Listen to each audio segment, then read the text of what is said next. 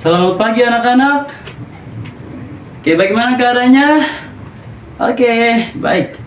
Ya, sebelum kita memulai pembelajaran kita hari ini, minta ketua kelas Andre untuk bawa kita dalam doa. Ya, berdoa mulai. Berdoa selesai. Oke, baik. Mungkin sebelum kita akan masuk lebih dalam pembelajaran kita hari ini, Pak di sini akan menjelaskan apa tujuan dari pembelajaran kita hari ini. Yang pertama, di sini lebih menekankan kepada anak-anak semua ya. Ya, di situ siswa dapat menjelaskan dan mempresentasikan mengenai satu, menjelaskan konsep laporan pemasaran online. Kedua, mendeskripsikan komponen laporan pemasaran online. Yang ketiga, menyusun laporan pemasaran online.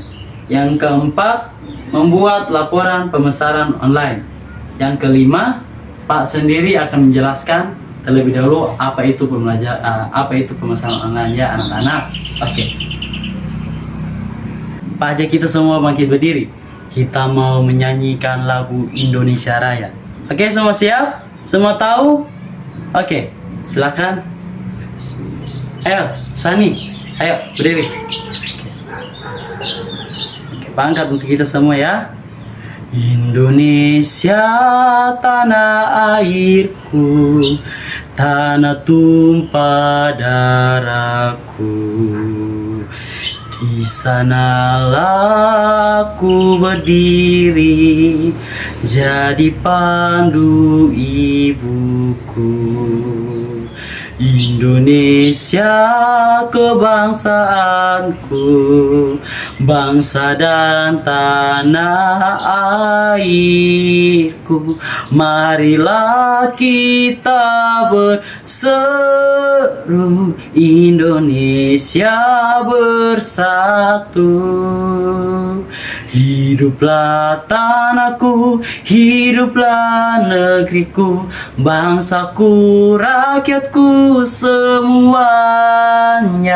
Bangunlah jiwanya, bangunlah badannya untuk Indonesia Raya.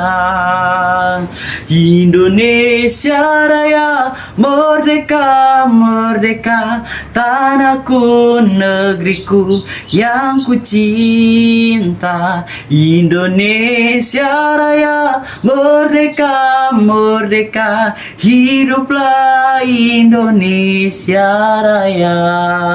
Berikan aplaus untuk kita semua. Silakan duduk kembali, silakan. Oke, baik anak-anak, sebelum Pak menjelaskan materi kita tentang pemasaran online hari ini, mungkin Pak mau menyinggung tentang laporan pemasaran online ini dalam kehidupan anak-anak Pak sekalian. Mungkin di sini ada yang pernah melakukan penjualan melalui WhatsApp? Ada? Oh, Adi. Apa yang Adi jual dalam WhatsApp? Oh, sepatu, tas, jam tangan. Oh, oke, baik. Jadi itu contoh sederhana ya. Adi ini adalah sebagai seorang yang melakukan pemasaran online dalam bidang yang kecil. Artinya Adi sendiri yang mengelola. Seperti itu ya anak-anak. Oke, kita masuk pada materi.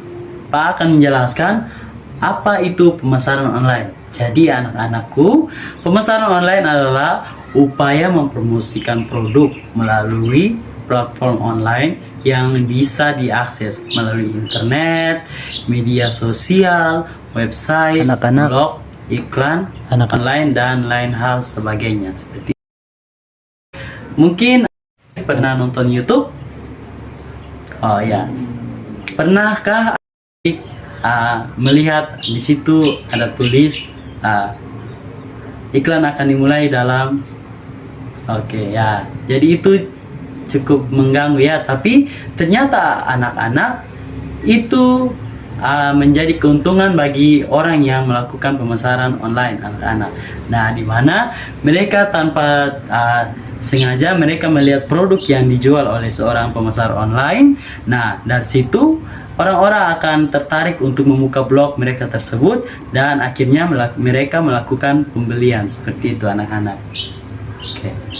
Ya, perlu kita ketahui atau kita akui, pemasaran online memang memiliki manfaat yang lebih baik untuk bisnis kita, baik itu bisnis kecil maupun bisnis besar. Nah, jadi contoh Adi tadi itu dia adalah sebagai seorang yang melakukan pemesanan online melalui bisnis kecil. Nah, kalau orang yang melakukan pemesanan online dalam bisnis dalam bidang besar itu seperti orang-orang yang sudah berani menaruh iklan di platform-platform online seperti YouTube, iklan di YouTube atau iklan-iklan di feed IG atau lain hal sebagainya, seperti itu anak-anak.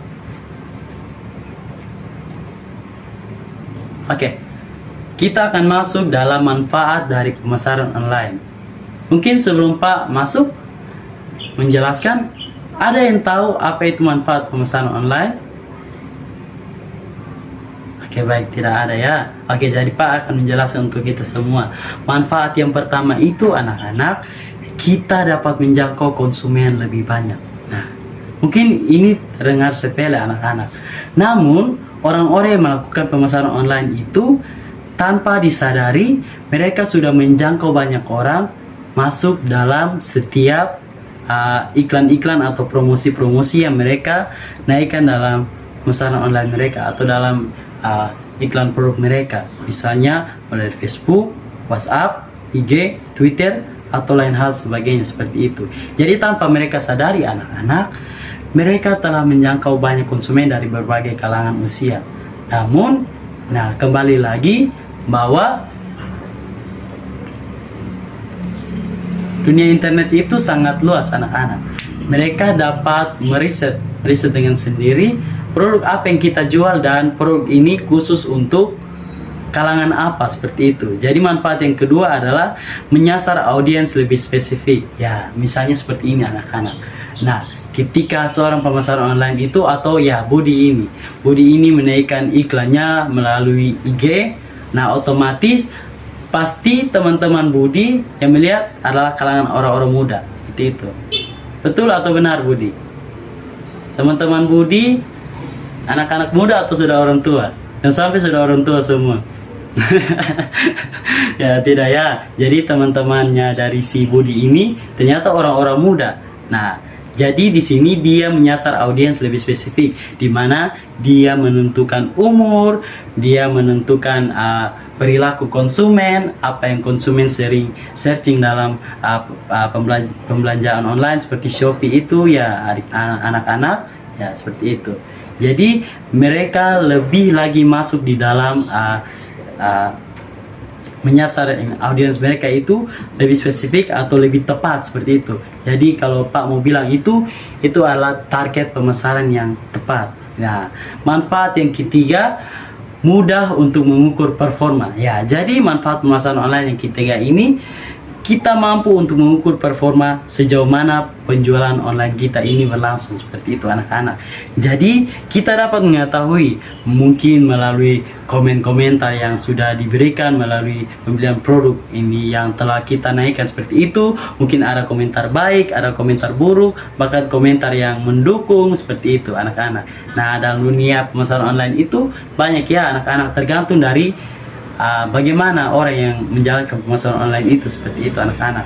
Apakah yang mereka buat itu sesuai atau tidak? Ya, yang dimaksud sesuai atau tidak ini seperti Pak mau kasih contoh kecil anak-anak. Nah, dimana saat si A ingin menjual produknya, misalnya makanan nih anak-anak. Nah, saat dia ingin menjual produknya makanan, tapi sayangnya dia menaikkan postingan atau dia mempost produknya itu di tempat yang besar sekali. Nah, tapi anak-anak, ini yang menjadi masalahnya. Pada saat sampai di tangan konsumen itu atau orang yang membeli itu anak-anak, mereka merasa kecewa. Karena apa? Ya, semua sudah tahu ya, tempatnya kecil. Ternyata mereka ditipu, seperti itu anak-anak. Jadi kita sebagai pelaku pemasaran online ini, kita harus bersikap jujur seperti itu anak-anak, agar kita disenangi konsumen-konsumen kita, dan mungkin itu akan berdampak ke depannya bagi kita agar kita bisa menjangkau lebih banyak lagi dan kita bisa mendapatkan keuntungan yang berlipat kali ganda. Tahu tidak anak-anak, ternyata pemasaran yang efektif itu adalah pemasaran dari mulut ke mulut seperti itu anak-anak. Nah, tanpa anak-anak sadari kalau produk anak-anak itu baik, maka tidak perlu anak-anak susah-susah lagi untuk mempromosikan sana sini. Nah, sudah ada orang-orang yang mempromosikan, oh produksi ini bagus, kamu cari sini saja, beli sini saja, ini nama platform online-nya, atau ini nama ini akunnya, seperti itu. Nah, jadi pemasaran yang tepat itu pemasaran dari mulut ke mulut, asalkan kembali lagi si pelaku pemasaran online itu baik atau tidak, seperti itu. Oke, jadi manfaat yang keempat, biaya yang dikeluarkan relatif lebih terjangkau. Nah, terjangkau di sini maksudnya kita tidak perlu bersusah-susah anak-anak.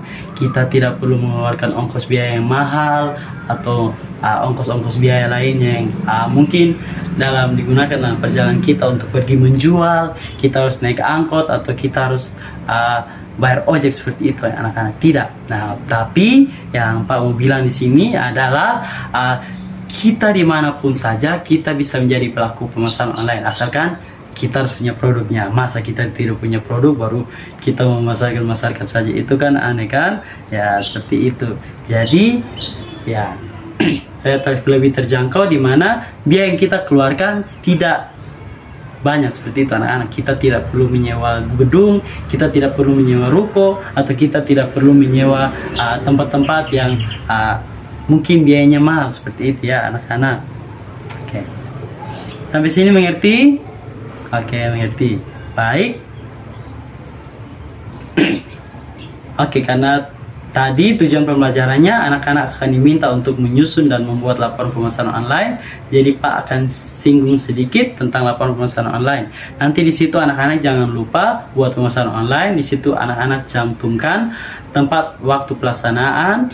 Ya, di situ anak-anak nanti juga taruh ya media promosi yang anak-anak gunakan itu apa, misalnya WhatsApp, Facebook, Instagram, Twitter, dan lain-lain. Gitu. Ya, Pak akan share link untuk anak-anak nonton mandiri di rumah lewat YouTube. Nanti linknya akan Pak bagikan ya untuk anak-anak semua. Perhatikan agar minggu depan itu anak-anak semua bisa mengerjakannya sesuai dengan apa yang Pak harapkan, seperti itu. Jadi mungkin sejauh ini paham dengan apa yang Pak sampaikan tadi? Oke, baik, paham ya.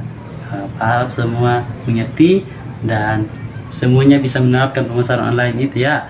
Jadi menjadi seorang pemasaran online itu harus punya integritas yang kuat. Tidak bisa kita menjadi seorang pemasaran online itu yang cepat sekali menyerah saat melihat komentar-komentar yang buruk. Seharusnya itu anak-anak itu menjadi upaya kita atau semangat kita agar kita itu terus mengembangkan setiap potensi kita, seperti itu anak-anak. Oke, sebagai penilaian siapkan buku ballpoint ya. Pak akan memberikan soal. Oke, soal yang pertama, apa yang dimaksud dengan pemasaran online? Sudah? Yang kedua, hal-hal yang harus diperhatikan dalam melakukan pemasaran online. Hal-hal yang harus diperhatikan dalam melakukan pemasaran online. Oke, yang ketiga, apa manfaat dari pemasaran online?